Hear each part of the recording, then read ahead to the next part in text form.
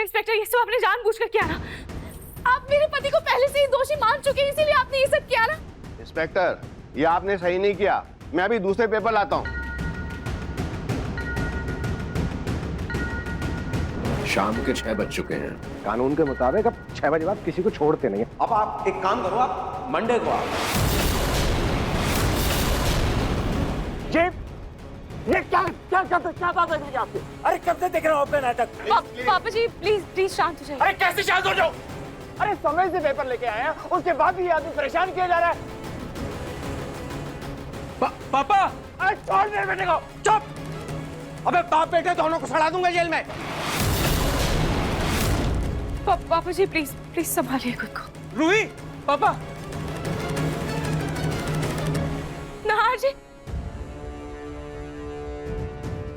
नहार जी, नहार जी, आप मुझ पर भरोसा रखिए नहार जी। हम जल्द से जल्द आपको यहाँ से छुड़वा कर रहेंगे, चाहे कोई कितनी भी कोशिश कर ले। हम आपको यहाँ से रिहा करवा कर रहेंगे। मुझे भरोसा है रोही। रोही,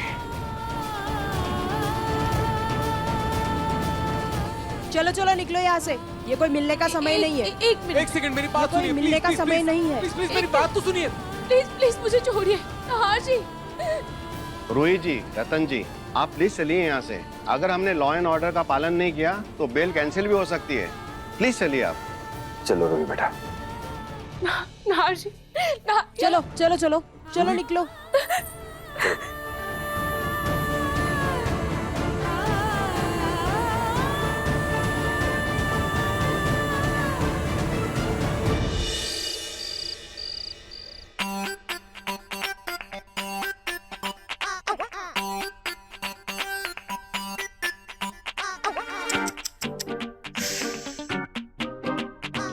दर्द हो रहा है ना?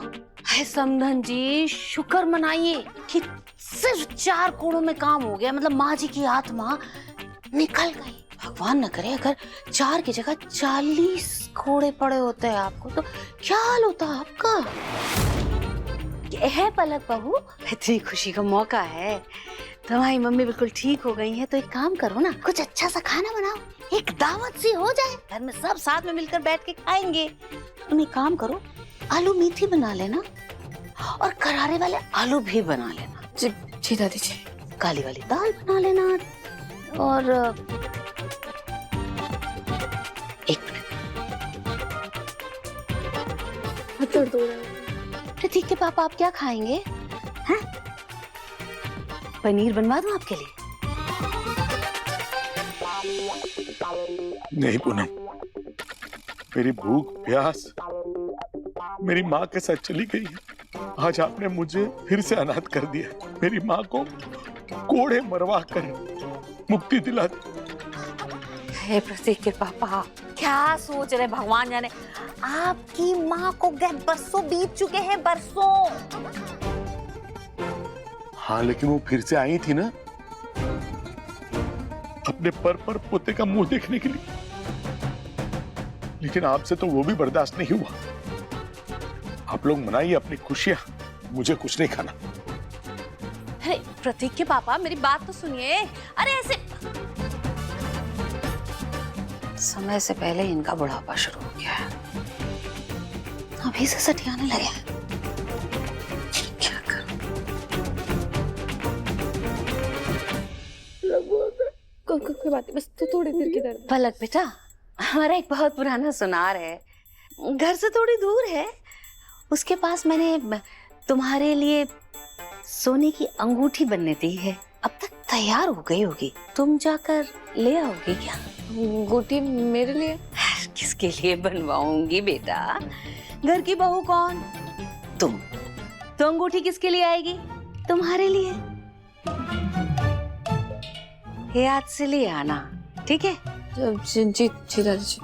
इन माँ बेटी ने मिलकर मेरा तमाशा बनाया, अब कल इनका तमाशा बनेगा। क्या नाहर को जमानत नहीं मिली? रतन, ये पैसा, ये धन दौलत, ये तुम्हारी इतनी सारी पहचान किस काम की है तुम्हारे? अगर तुम अपने बेटे को जमानत पर रिहा भी नहीं कर पाए। माँ, उस इंस्पेक्टर ने मान लिया है कि हमारा नाहर कातिल है। उसने समय खत्म होने का बहाना करके उसने हमारी जमानत की अर्जी नामंजूर कर दी। पर पापा, भैया को आज जमानत नहीं मिली ना, मतलब कल तो घर वो आ सकते हैं ना? अपनी दीदी, उस इंस्पेक्टर ने जमानत के पेपर्स खराब कर दिए और अभी 2 दिन कचहरी बंद है, तो नाहर जी की जमानत अब सीधा सोमवार को ही हो पाएगी।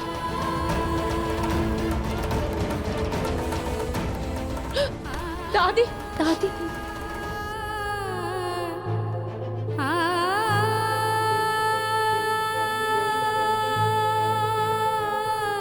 दादी ये लीजिए, पानी पीजिए, संभालिए खुद को।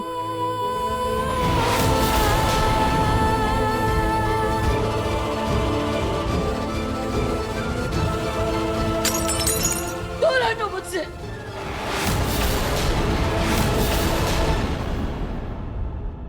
पहले मेरे पोते को जेल भेज दिया और अब पानी देकर फिक्र करने का नाटक कर रही हो।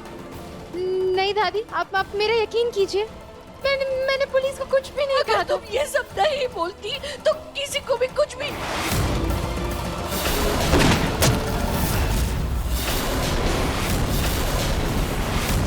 तो किसी को भी नाहर पर शक नहीं होता। जूही, तुम्हारे लिए मैं अपने परिवार से लड़ गया था, हर वक्त तुम्हारा साथ दिया, और आज तुमने मेरे ही भाई को जेल भिजवा दिया। नहीं समर, प्लीज मेरे यकीन करो, मैंने जीजू के खिलाफ कुछ भी नहीं कहा है। जूही, तुमने जो कहा उसकी वजह से आज मेरा भाई जेल में है। समर बेटा, अब इन बातों का कोई फायदा नहीं है। अब हमें सोमवार तक का इंतजार करना ही होगा।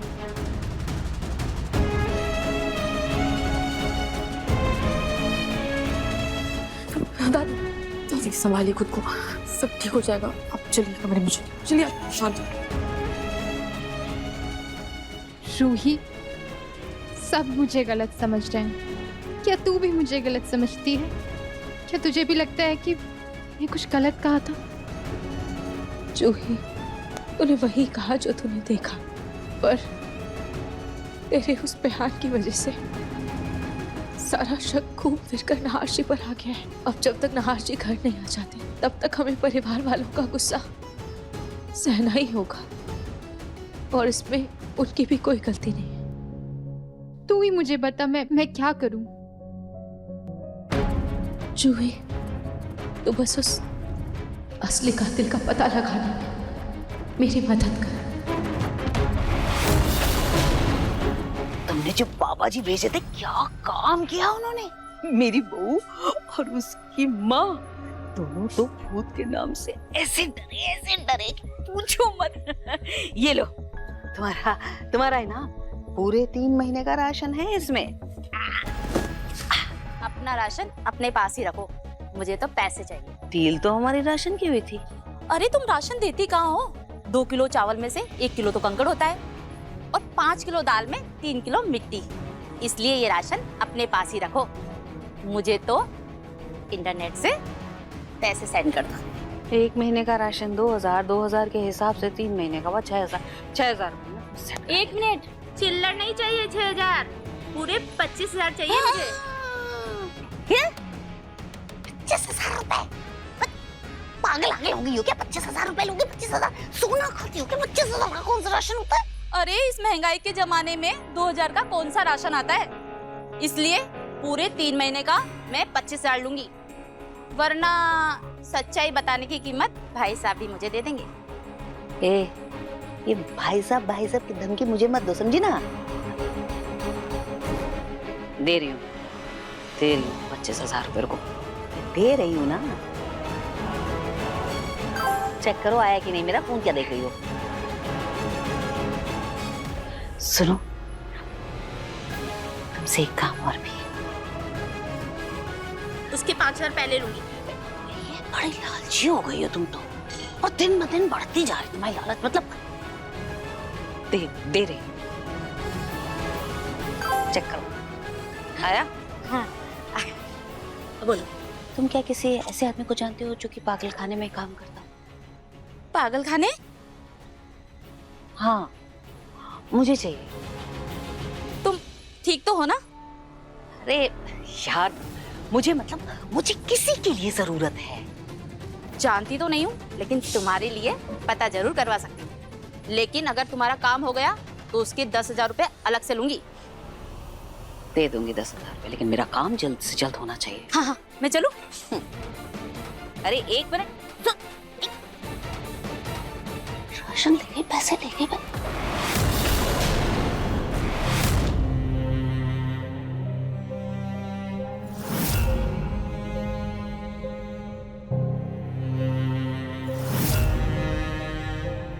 जूही, जूही संभाल खुद को।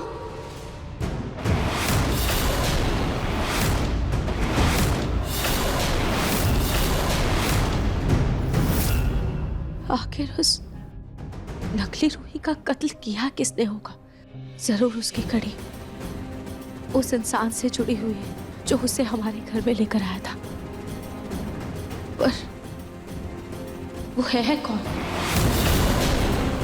कहते हैं कातिल कितना भी चालाक क्यों ना हो, कोई ना कोई सबूत तो छोड़ ही देता है।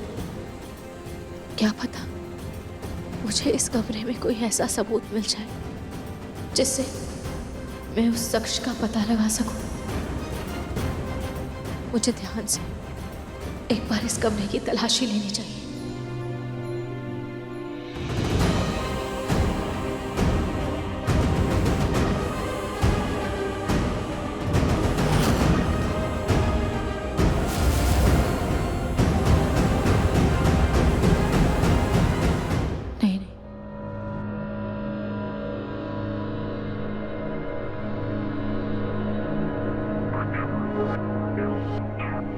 विंडो से अंदर जाने की कोशिश करती हूँ। हाँ,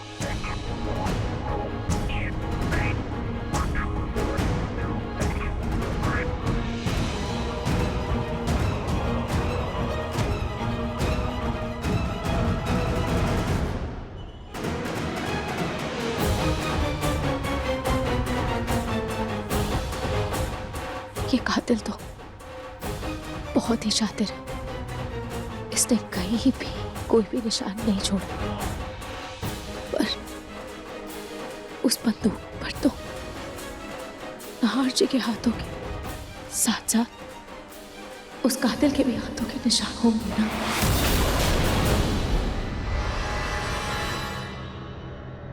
अरे आ गई फिंगरप्रिंट की रिपोर्ट।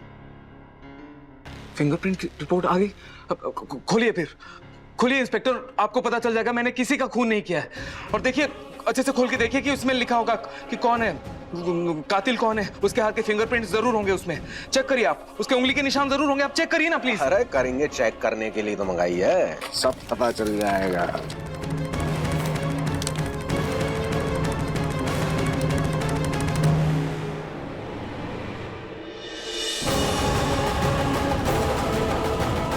सही कहा तूने, उस गन पर असली कातिल की उंगली के निशान होंगे। सही कहा। इसमें साफ साफ लिखा है कि इस गन पर सिर्फ तेरे उंगली के निशान हैं। आई बात समझ में? नहीं आई? ऐसा कैसे हो सकता है? नहीं नहीं नहीं नहीं, कोई गलतफहमी हुई होगी आपको। आप अच्छे से चेक करिए प्लीज। आप अच्छे से चेक करिए प्लीज। ये ड्रामेबाजी बंद कर। मैंने तुझे से बहुत क्रिमिनल देखे हैं, समझ में आया? सारे सबूत तेरे खिलाफ हैं। ये एक्सेप्ट कर ले कि खून तूने किया है, मुझे मजबूर मत करो। नहीं इंस्पेक्टर, ऐसा नहीं हो सकता, ऐसा नहीं हो सकता। कोई मिस्टेक हुई होगी। देखिए एक बार अच्छे से चेक करिए प्लीज, एक बार अच्छे से चेक करिए ना प्लीज। और कोई मिस्टेक नहीं हुई है इंस्पेक्टर प्लीज। कोई मिस्टेक नहीं। प्लीज मैं रिक्वेस्ट कर रहा हूँ, प्लीज एक बार अच्छे से। अरे ये रही रिपोर्ट, ये मैंने थोड़ी बनाई है, ये फॉरेंसिक लैब से आई है। आई बात समझ में?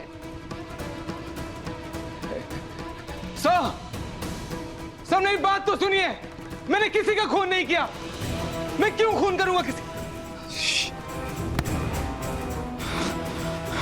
ये ऐसा कैसे हो सकता है? कैसे हो सकता है ऐसा? उसमें खूनी के फिंगरप्रिंट्स, उसके उंगली के निशान कैसे नहीं हो सकते? कैसे नहीं है? आखिर खूनी है कौन?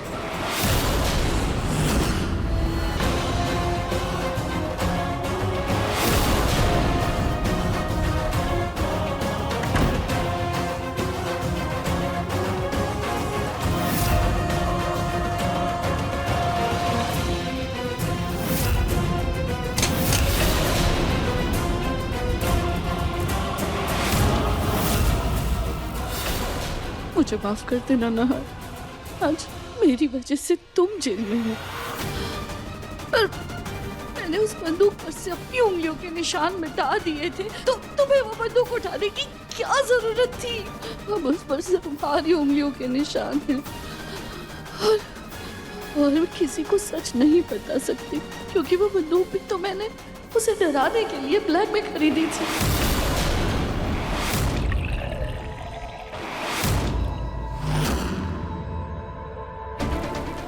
अगर पूनम को यकीन हो गया कि इसकी सास घर से जा चुकी है, तो ये तो मुझे भी ऐसे चुटकियों में घर से निकाल देगी।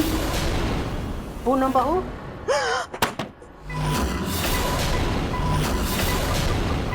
सासू माँ, तो तुम्हें क्या लगा 4 कोड़े खा के हम डर के भाग जाएंगे? नरेश के आंसू देखकर हम वापस लौट आए हैं। कोड़ों से क्या, मैं पत्थर मार के तुझे घर से बाहर निकालूंगी। माँ जी प्लीज माफ कर दीजिए, मुझसे बहुत बड़ी गलती हो गई। माँ जी प्लीज माफ कर दीजिए। माँ जी आप कहे तो आपके पाँव तो बात माँ जी, आपके सर में तेल की मालिश कर दूं माँ जी? आप जो कहेंगी वो कर दूंगी। माँ जी बताइए मैं क्या करूं? लगता है पूनम को शक नहीं हुआ, इस मौके का फायदा उठाती हूँ। हमारा पकौड़े खाने का मन है। इतनी रात गए पकौड़े? तो हमारा प्रकोप देखना? नहीं माँ जी, आप जाइए कमरे में जाके आराम कीजिए, मैं अभी पकौड़े बना कर लाती हूँ।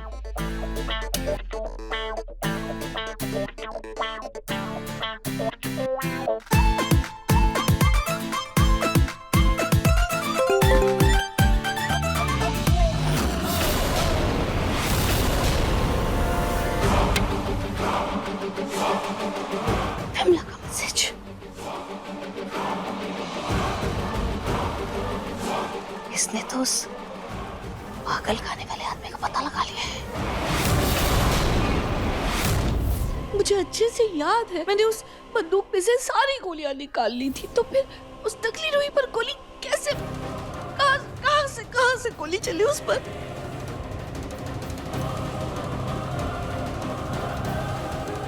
एक मिनट, मैंने वो गोलियां निकाल कर एक बॉक्स में रखी थी।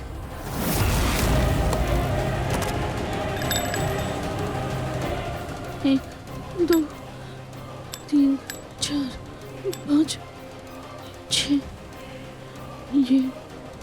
ये तो पूरी 6 की 6 है। तो फिर नकली रूही पर गोली कहां से चली? उस नकली रूही को घर में लेकर आई थी कि असली रूही से छुटकारा मिले, और अब वो असली रूही वापस घर में आके मेरे सर पे बैठ गई है और ये नकली रूही मर गई है।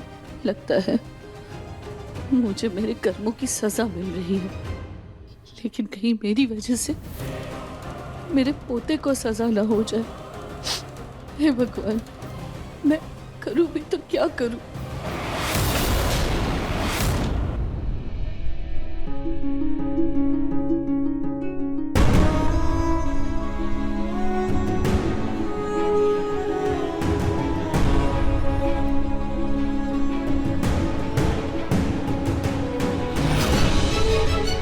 नाहाशी, इतने दिनों बाद हम फिर से एक हुए थे। आपने अपनी रूही को पहचाना था। देखिए, किस्मत ने हमें फिर से जुदा कर दिया। खाटू जी हमारी एक कैसी परीक्षा ले रहे हैं। लेकिन नाहाशी, आप बिल्कुल फिक्र मत कीजिएगा। आपकी रूही आपको जल्द से जल्द जेल से छुड़वा कर रहेगी।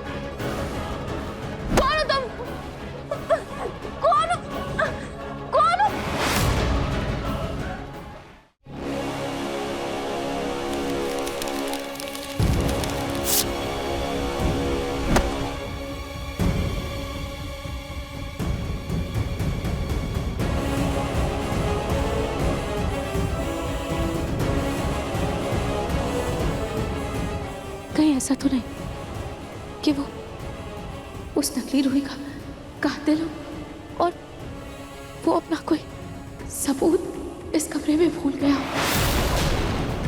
और वो इस कमरे में वही लेने के लिए आया।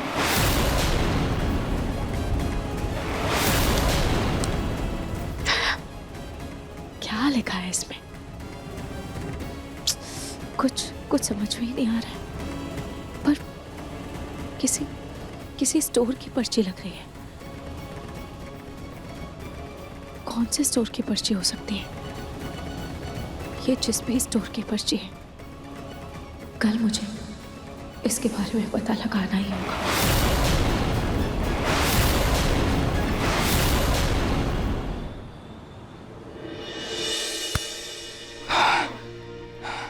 ये ऐसा कैसे हो सकता है? कैसे हो सकता है ऐसा? उसमें खूनी के फिंगरप्रिंट्स, उसके उंगली के निशान कैसे नहीं हो सकते? कैसे नहीं है? आखिर खूनी है कौन? जी पापा, वकील साहब से बात हो गई है। वो 1 घंटे में नाहर भैया के लिए स्पेशल बेल पेपर तैयार करवाकर हमें मिलेंगे। जी उन्होंने कहा उसकी कोई प्रॉब्लम। स्पेशल बेल मतलब जीजू रिहा हो जाएंगे? पापा मैं आपको फोन करता हूँ। जूही प्लीज, मेरे भैया को जेल भिजवाने के बाद अब ऐसे बिहेव मत करो कि उनके आने पर तुम्हें खुशी होगी। समर, कम से कम तुम तो मुझे समझो। मैं जीजू की सच में मदद करना चाहती हूँ। आई थिंक तुम जितनी मदद कर सकती थी तुमने कर ली, अब बाकी हम पर छोड़ दो।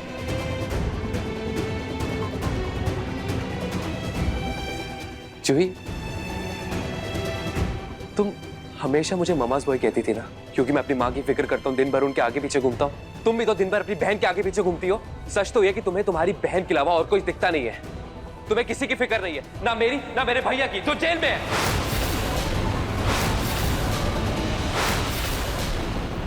फिर अब तुम क्या कहलाओगी?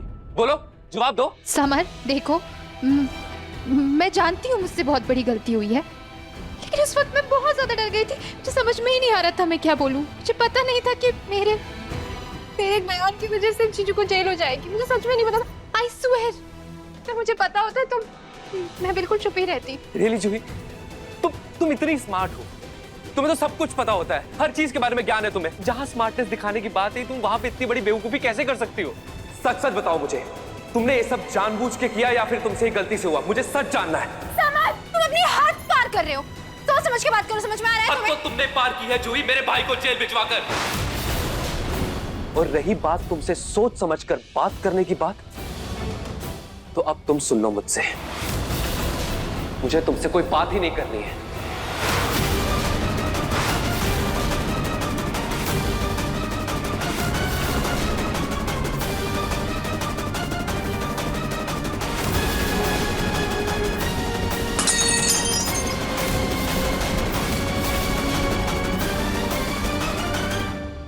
समर इतने बदतमीज से कैसे बात कर सकता है मुझसे? हाँ, माने कि उसकी बात सही है, मेरी गलती है, लेकिन वो ऐसे कैसे बोल सकता है कि मैंने जीजू को जानबूझकर जेल भेजा?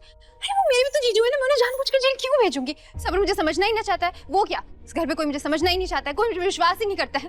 मेरी गलती है, मुझे इस घर में आना ही नहीं चाहिए था। मैंने उस वक्त भी दादी को बोला था मुझे नहीं आना है यहाँ पे। जूही प्लीज चुप हो जा।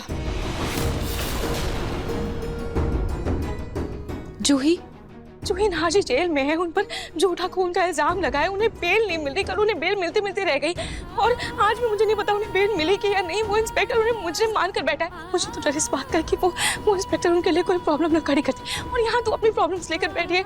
जूही कोई क्यों तेरी प्रॉब्लम समझेगा? क्यों तुझे सुनेगा? जूही सोच, अगर नाहर जी की जगह मैं होती और किसी ने मेरे खिलाफ गवाही दे दी होती, किसी की वजह से मैं अगर जेल में होती, तो क्या तू उसे माफ कर देती? नहीं ना। एक तो वैसे ही हमारे पास नाहर जी की बेगुनाही का कोई सबूत नहीं है, और ये सबूत मिला भी तो इसमें पता नहीं क्या लिखा हुआ है, कुछ समझ ही नहीं आ रहा है। सबूत? कैसे सबूत?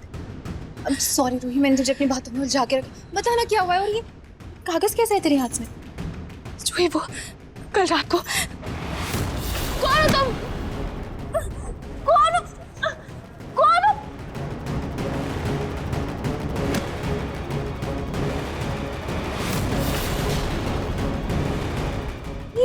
ये तो किसी मेडिकल स्टोर की पर्ची लग रही है। हाँ जोई, ये कोई मेडिकल स्टोर की पर्ची ही है, लेकिन देख ना, इसका नाम मिट गया है, इसमें सिर्फ स्टोर लिखा हुआ है। मुझे तो कुछ समझ में नहीं आ रहा है मैं क्या करूं। और मैंने इसका इंटरनेट पर भी सर्च किया, लेकिन कुछ मिल नहीं रहा। लेकिन जोई, मुझे लगता है इसमें कुछ तो बहुत ज़रूरी चीज़ है। तभी तो इस दवाइयों की लिस्ट के लिए वो कातिल कल अपनी जान को खतरे में डालकर कमरे तक आया।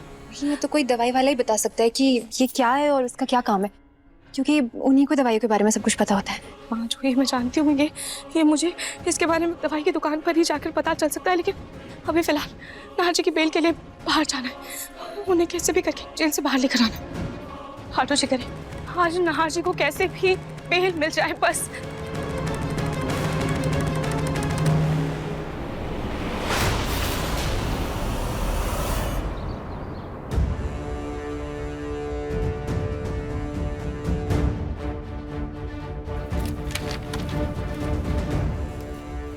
अच्छे से देख लीजिए इंस्पेक्टर, ये नाहर जी के जमानत के पेपर्स हैं जो हमने दोबारा कोर्ट से बनवाए। इंस्पेक्टर प्लीज अब नाहर जी को छोड़ दीजिए। आकाशराम, बाहर लेकर आओ नाहर को। जी सर।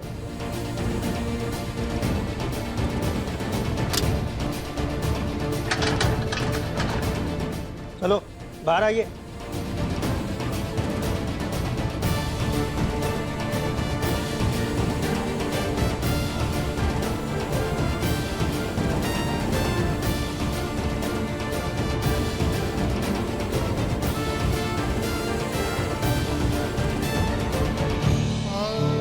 मेरा बेटा,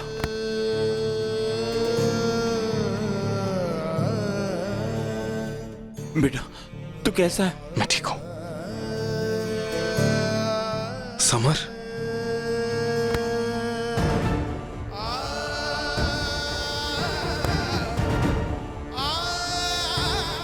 रतन जी आइए, तब तक हम बाकी की फॉर्मेलिटीज पूरी कर लेते हैं। जी जी आइए।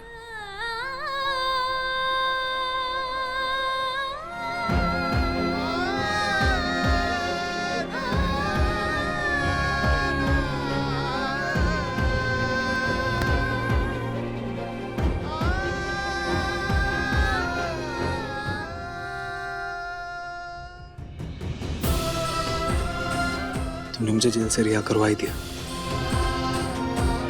मैंने नहीं, पूरे परिवार ने। और देखिए, पूरे परिवार की मेहनत रंग लाई। सर जी, आपके लिए अदालत से कुछ कागज आए हैं। कौन से कागज आ गए? लग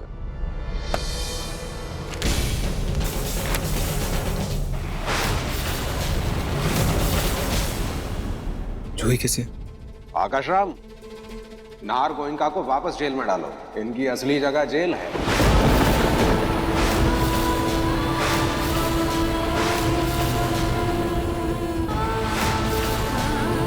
ये क्या बोल रहे हैं आप इंस्पेक्टर? क्या है ये सब? अरे मैं कहाँ कर रहा हूँ, ये तो कागज बोल रहे हैं। कोर्ट ने इनकी जमानत खारिज कर दी है। क्या? नहीं, ऐसे कैसे नाहर जी की जमानत खारिज हो सकती है? किसने करवाई है खारिज? मैंने। कोर्ट में मैंने नकली रूही का पंचनामा दर्ज करवाया था और उसमें साफ साफ लिखा है कितनी बेरहमी से उसकी हत्या की गई, और जो गन मिली है उस पर सिर्फ नाहर के उंगलियों के निशान हैं। तो सारे गवाहों को, सारे सबूतों को मद्देनजर रखते हुए कोर्ट ने इनकी जमानत रद्द कर दी है। इन्हें वापस लेकर जाओ। बंद करो। इंस्पेक्टर, मैंने किसी का खून नहीं किया। नहीं इंस्पेक्टर, नाहर जी ने कुछ भी नहीं किया। जरूर आप लोगों को कोई गलतफहमी हो गई है। नहीं, प्लीज प्लीज इन्हें वापस जेल में मत डालिए। छोड़ो मुझे। क्या कर रहे हो नाहर जी?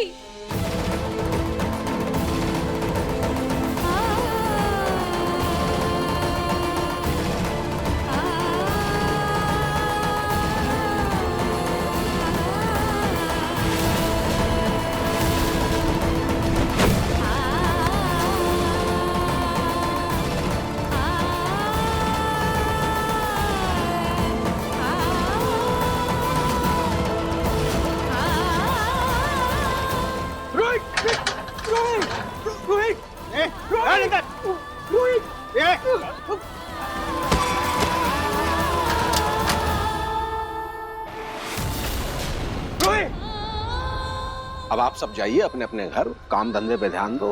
इनकी किस्मत का फैसला अब सीधे अदालत में होगा, वहां मिलेंगे अब, ठीक है? वकील साहब, हम क्या कर सकते हैं अब? देखिए, बंदूक पे ऑलरेडी मिस्टर नाहर गोयनका के फिंगरप्रिंट मिल चुके हैं और अब आपके ही फैमिली के मेंबर ने मिस्टर नाहर के अगेंस्ट में गवाही दे दी है, तो अब हम कुछ नहीं कर सकते।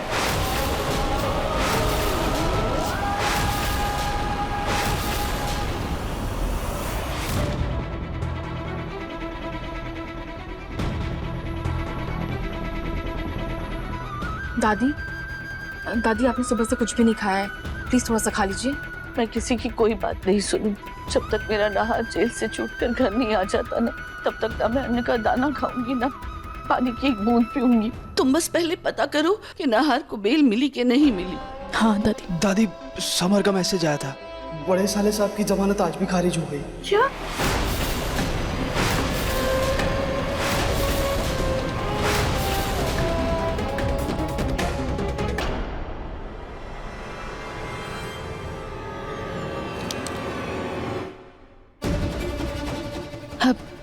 अभी पेपर ही जीजू को जेल से बाहर निकाल सकता है।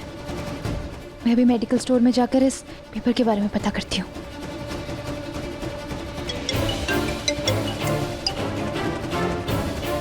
हेलो मिसेस जोई गोयनका, आपको नाहर गोयनका के केस में दोबारा गवाही देने के लिए पुलिस थाने आना होगा। देखिए इंस्पेक्टर, मुझे कोई गवाही नहीं देनी है, मैंने कुछ देखा ही नहीं। मेरी बात ध्यान से सुनिए, अगर आपने अपना बयान बदला तो पुलिस को गुमराह करने के आरोप में और झूठा बयान देने के जुर्म में आपको सजा हो सकती है। तो बेहतरी इसी में है कि आप ऑफिशियल तरीके से थाने आइए और अपना बयान दर्ज कराइए। बात आई समझ में? देखिए, अब हमें सीधा कोर्ट केस की तैयारी करनी होगी। जैसे सुनवाई की तारीख आएगी मैं आपको बता दूंगा। वकील साहब, हम नाहर जी को बचा तो पाएंगे ना? हम उन्हें जेल से जल्द निकाल तो लेंगे ना? देखिए मिसेस रूही, कोर्ट सिर्फ सबूतों पे विश्वास करता है। अब तक के सारे सबूत मिस्टर नाहर के खिलाफ है।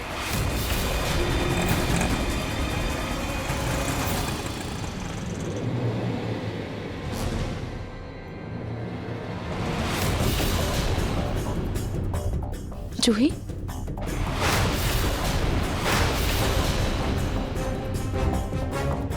जूही, तू यहाँ क्या कर रही है? वो मुझे इंस्पेक्टर ने गवाही देने के लिए बुलाया है।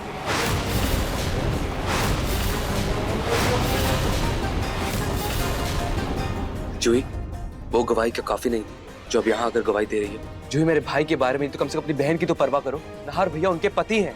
तो और क्या करूं समर में? हाँ, अगर मैंने गलत गवाही दी तो परेशानी और बढ़ सकती है ना जीजू के लिए।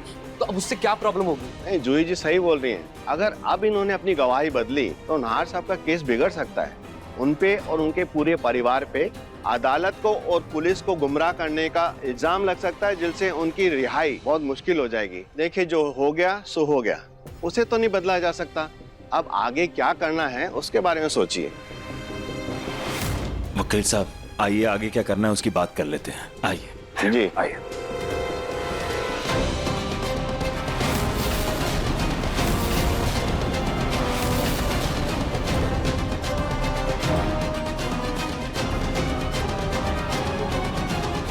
जूही, तू टेंशन मत ले, सब ठीक हो जाएगा।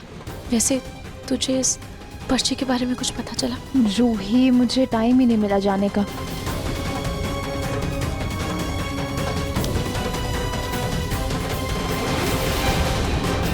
अच्छा ठीक है, कोई बात नहीं, तू अंदर जा, मैं इसके बारे में पता करती हूँ।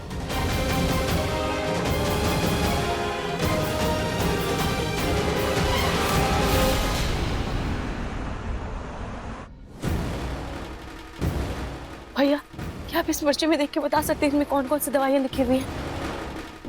अरे मैडम जी, क्यों मजाक कर रहे हैं? ये फटा हुआ पर्चा देखकर मैं दवाई के बारे में कैसे बता सकता हूँ? भैया प्लीज, मेरा ये जानना बहुत जरूरी है, प्लीज ध्यान से देखिए ना। क्या इसमें देखिए ना, कुछ अक्षर लिखे हुए हैं, क्या पता आपको कुछ समझ आ जाए। सॉरी मैडम, मुझे तो कुछ समझ नहीं आ रहा। आप ऐसा कीजिए, वहीं से पूछ लीजिए जहाँ से आपने दवाई ली है। दुकानों के पास तो इसके रिकॉर्ड्स रहते ही हैं। मुझे वही तो नहीं पता कि ये कौन से दुकान की पर्ची है। क्या आप एक बार देख के बता सकते हैं? एक बार देखिए ना, कहीं आपको पता हो। इस पर्चे के नीचे मेडिकल का लाइसेंस नंबर लिखा हुआ है, मैं अभी चेक करके बताता हूँ। जी।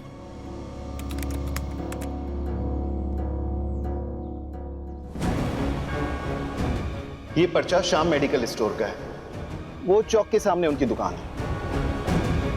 थैंक यू भैया, थैंक यू सो मच।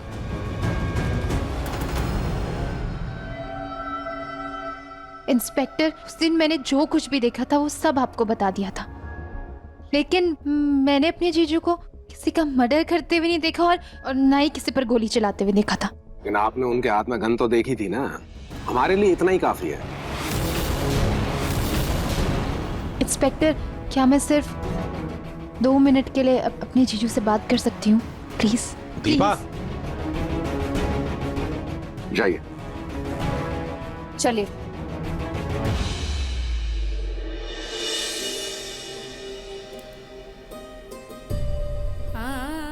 जीजू। जूही, जूही, सॉरी जीजू, रियली सॉरी, मुझे माफ कर दीजिए। जूही मत रो प्लीज। क्यों रो रही हो तुम जूही? तुमने वही कहा जो तुमने देखा, इसमें तुम्हारी कोई गलती नहीं है। नहीं जीजू, मेरी गवाही की वजह से आज आप यहाँ बंद है, मेरी वजह से। जूही, तुम गवाही ना भी देती तो भी मैं यहीं होता शायद। उस गन पे मेरे उंगलियों के निशान थे, मेरे फिंगरप्रिंट्स थे। तुम प्लीज ऐसे रो मत और हिम्मत मत हारो। देखो, इस वक्त तुम प्लीज अपनी बहन का साथ दो जैसे तुम हमेशा देती हो। उसकी ताकत बनो, उसे तुम्हारी जरूरत है। पता नहीं मुझे छुड़वाने के चक्कर में कहाँ भटक रही होगी। तुम बस प्लीज उसका साथ दो। हाँ जीजू, मैं इसका पूरा साथ दूंगी, आप चिंता मत कीजिए। आप बस अपना ख्याल रखिए। तुम लोग मेरी चिंता बिल्कुल मत करो जूही। सबको बोल देना बिल्कुल बेफिक्र रहें वो लोग, मैं बिल्कुल ठीक हूं। और तुम प्लीज जूही बिल्कुल गिल्ट में मत रहो। चलो चलो, वक्त खत्म हो गया।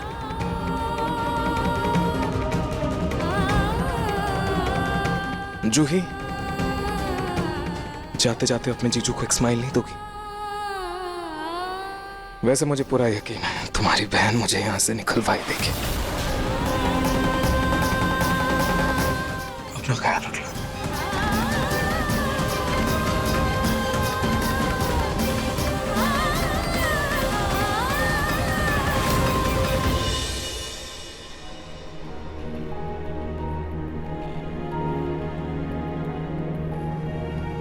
समर, तुम यहाँ मेरा इंतजार कर रहे थे?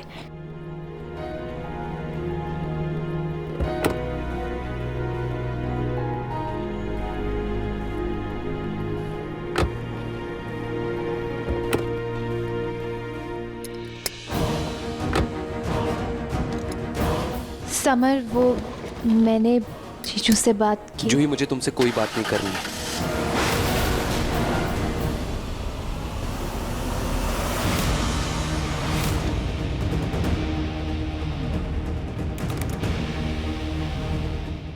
भैया, ये पर्ची इसी दुकान की है ना?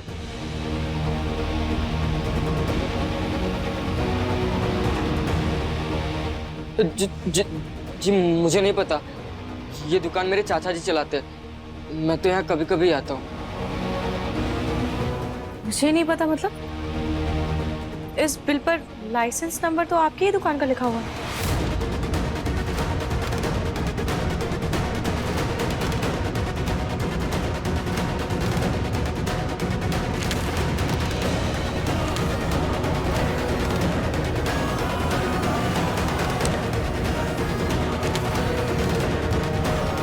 ये पर्ची तो आपकी बिलिंग पैड से मैच कर रही है, और ये तो आपकी ही बिलिंग पैड की पर्ची है, फिर आप झूठ क्यों बोल रहे हैं? देखिए भैया, मैंने यहाँ से कुछ दवाइयाँ मंगवाई थी जिसे खाकर मेरे परिवार का एक सदस्य बीमार पड़ गया। आप लोग नकली दवाइयाँ देते हैं ना? सच सच बताइए, वरना मैं अभी पुलिस को बुलाऊंगी। मैडम जी, हम कोई नकली दवाइयाँ नहीं देते। तो शायद आप लोग एक्सपायर्ड दवाइयाँ देते होंगे। एक काम कीजिए, आप मुझे इस बिल की कॉपी दिखाइए। आप दिखाते हैं या मैं पुलिस को बुलाऊं? अरे नहीं मैडम, ऐसा मत करिएगा प्लीज, वरना मेरा चाचा मुझे बहुत चिल्लाएगा। मैं अभी आपको इसकी बिल की कॉपी देता हूँ, एक सेकंड।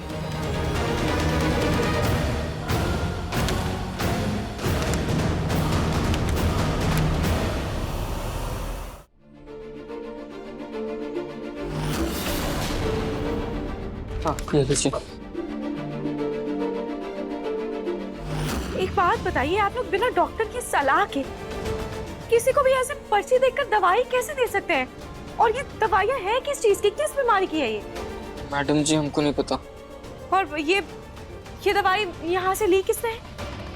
याद नहीं, यहाँ तो रोज हजारों लोग आते हैं।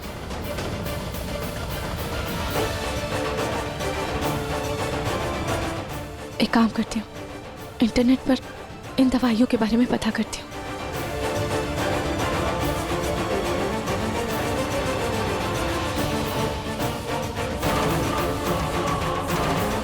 इंटरनेट पर तो इतनी सारी जानकारी है कि कुछ समझ में ही नहीं आ रहा है।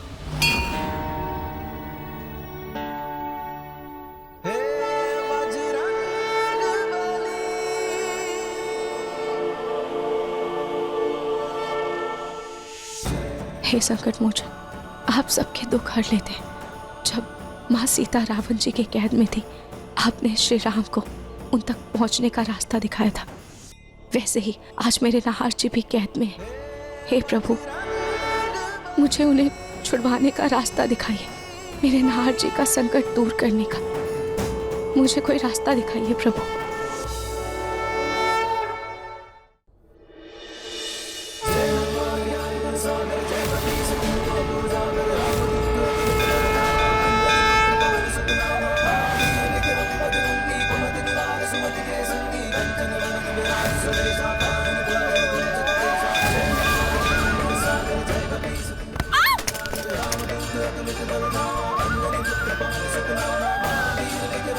मेरा चश्मा?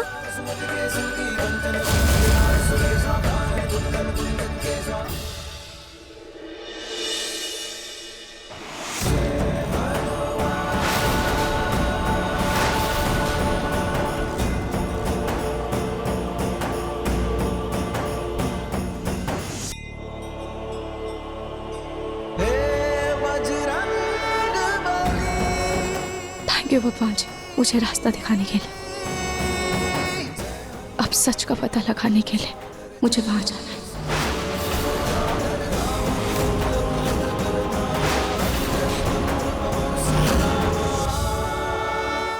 अपने पसंदीदा शो के फुल एपिसोड देखने के लिए अभी डाउनलोड करें दंगल प्ले ऐप।